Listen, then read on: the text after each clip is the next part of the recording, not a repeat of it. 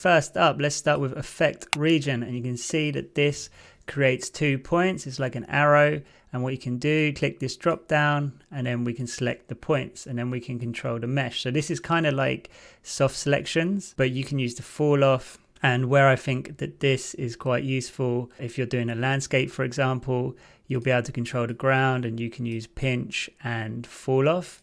But another area where I think this can be really useful is on something like a sofa. All these sofas that you download, they don't look very lived in. So what we can do is put in an effects modifier. And then if we just turn this up, we can see we can actually add in some pretty subtle, but these are the things that are going to make your image look more realistic. So it's as though someone's sitting there, and then on this cushion, if we pump this up a little bit, we can add a bit more life. All right, so next up we have the array modifier, and this creates an array of objects in different configurations. So this can be helpful for books on shelves, chairs, bricks, chains, or another cool use case is stitches on a sofa. So I've got my sofa, and I'm going to select the edge I want to use, and I'll create a loop, and then we'll create a shape from selection. And then down here you'll see that I have what kind of looks like a stitch. We'll use that for now. And I'll apply the array modifier to it.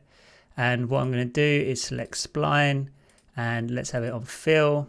Then we're going to pick the spline, and we can see that that is now running along that spline. And I'll change that to the y-axis. And then all we need to do, if we go in, we can rotate the y-axis so it aligns a little bit better. And then I'm just going to change the position to 0.7. And now we can see that that is in our sofa. So I'll just hide the spline, and now we've got some stitching on our sofa. All right, next up is the attribute holder. And this lets us create a UI in a modifier panel, which we can add custom attributes to. So this starts off as an empty modifier, and then we add certain actions. One of those actions could be to open this blind. This is also like a 2-for-1 because we're going to use the path deformer as well. We've got a blind, and then we have a helix which I made. Got loads of turns in it, and this is going to kind of simulate this rolling section. So I'll put that into place and line it up with our blind and add an edit spline, and I'll just grab this end one and I'll move that down to the bottom so we can just right click in the Z, and you can see that's created that spline. So the next thing we're going to do is select our blind, and we'll add the path deform. Pick the path, and we'll pick our newly created spline, and we'll move the path. And if we move it up the percentage, we can see it goes around our helix, but it's actually in the wrong position. So let's put it in the Y. And now when we go around, we can see that it works as a closing blind. So what I'm going to do is put the percentage onto 0, and I'm actually going to move this so it starts in the correct position. Let's go to front view, and something like that is good. All right, so that's kind of cool. We now have a blind that we can open and close. But what would be even cooler is if we added a nice controller. So to do that, let's add the attribute holder. And you can see like there's nothing in there. So we need to do a few things. If we press X on the keyboard, and we'll go to the parameter editor, and you can see there's not a lot we have to do in here really. The spinner, if I change this to slider, you can see this is actually what we're going to get. So let's name this blind. And in the range, I'm just going to put this onto like 0.5, as if I go back here and we go to the percentage, we can see it like around 50%. That's where our blind's gone. If we go any further, it starts flying off. So let's just put it on 0.5. I think that's all good. So I'll select the attribute holder, and we'll hit add, and we can see that this has now added our attribute. We don't really need this custom, and you can turn that off here. All right, so we've now got our slider, but it doesn't connect to anything. So we're going to right click, and we'll go to wire parameters. And in here, we can choose modify object, attribute holder. We just want the blind. And then we'll click on our blind, and we'll go to space warps, and we'll actually go percentage along path.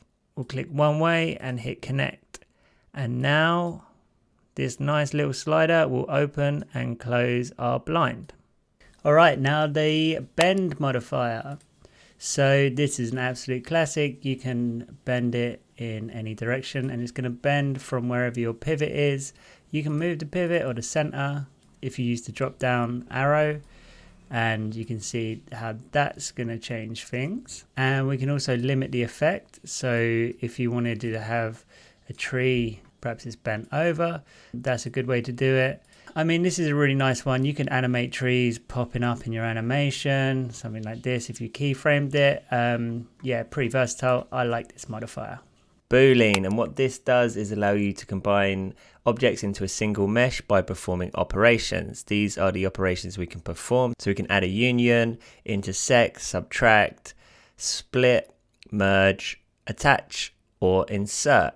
This is really handy for accomplishing modeling that would be really hard to do with traditional modeling techniques. So we've got a box, and what I'm going to do is let's select subtract, and I'll select this tube, and you can see that we have like a layer stack. It's kind of like the modifier stack. So if I select the tube, we can change what operation it's doing here, and then I can move it, and we can see how that's now interacting with our box. And we can always go in and select the tube, for example, and we can update it. So we could add more sides, we could change the height. So that's super powerful. So let's use some other objects. So let's bring this sphere in, and again, let's subtract it, and we'll have a look at what that's doing. And we can select the sphere, and we can change the radius of this. We can add more segments. So this is non-destructive as well, so we can always go back to our base and we can turn this on and off, and we're not actually affecting the mesh. And another cool thing we can do this time, let's use split, and I'm going to select this plane, and that plane had a noise modifier on it. Then we can see it's made the cut, and we'll add an edit poly, and I'll just select this top section, and we can do kind of like a tearaway. So this can be really useful for like complex objects. I'm thinking like doing a cutaway of an engine or something like that. But super powerful way to make adjustments to your models without ruining the base model. Okay, next up is the camera map modifier, and this maps an image onto an object based on the camera's position. So I like to think of this as a projector. So we have an image and it's going to project that image onto whatever object we apply the modifier to. So in the scene, I've got a couple of spheres, I've got a HDR image to light the scene, I've got a camera, and then I've got this plane. And if I run an interactive render, this is how it comes out. And my plan is to use this image, so to project this sea onto this ground plane, and then we could put a boat in there, for example.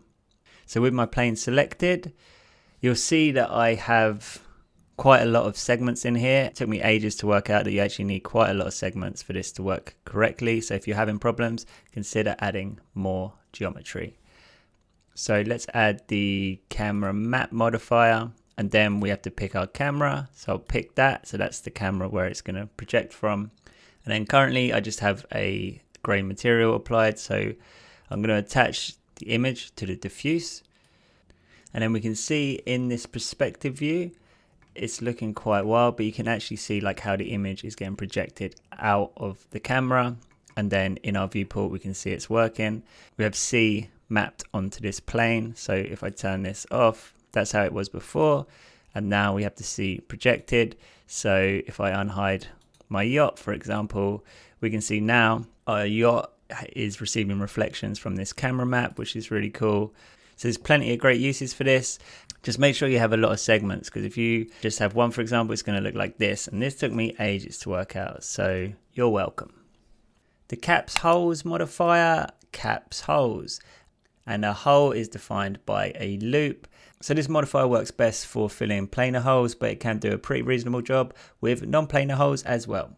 The chamfer modifier allows us to bevel or round off edges of a 3D model. So when we apply the chamfer modifier, you can see that it adds additional geometry, and this can be really useful for modeling tasks.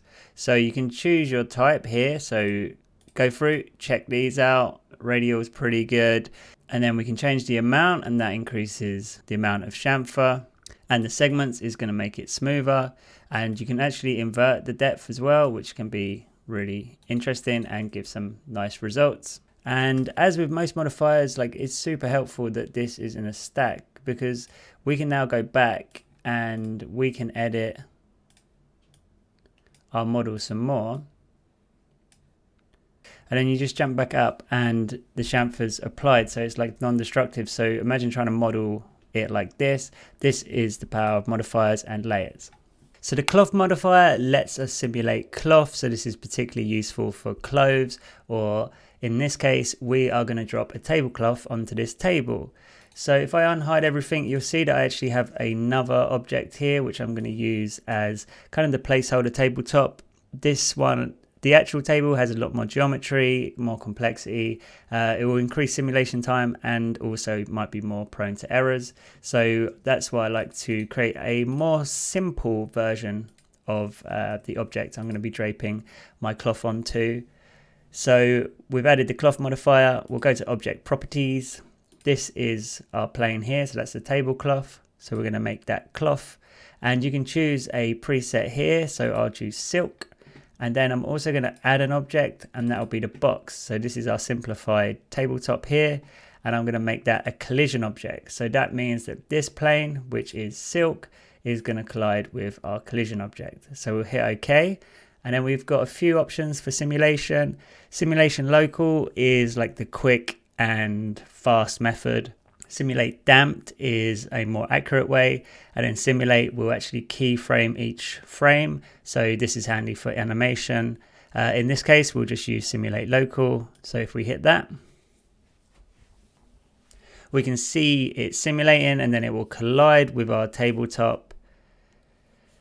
And then all you have to do is click simulate again, and it will stop the simulation. So there's our tablecloth. So if I unhide all, it's on our table.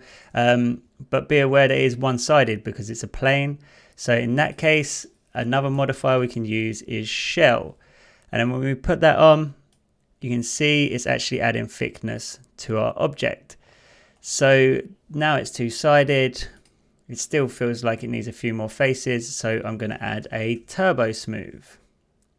And what this does is add subdivisions, and we can turn up the iterations. And then if I turn off wireframe, we have used cloth, turbo smooth, and shell to make a nice tablecloth. So we can use the crease modifier to control the sharpness in your models while maintaining a smooth and subdivided surface. So if we add an open subdiv to this box and turn up the iterations, you can see it's just going to turn into a complete sphere. So what we can do is select the box underneath. So we're essentially going to be applying the crease between these two layers. And let's add the crease modifier. And now if I select from all edges, this is going to start smoothing out our edges. So that gives us a lot more control.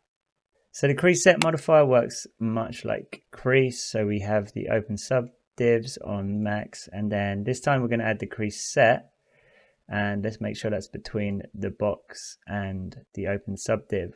And the Crease Set lets us create selections that we can apply the crease to. So if we select the verts, you can see the box around it. Let's select half of our verts, and then we're going to name this verts, and we're going to create set. And then we've got our vert set, and we can apply the crease to it. And then say we want to just select one of these edges, and let's just call this one edge, create. Then we can control the crease here. So very much like the crease, but you can create your own almost like selection sets with this.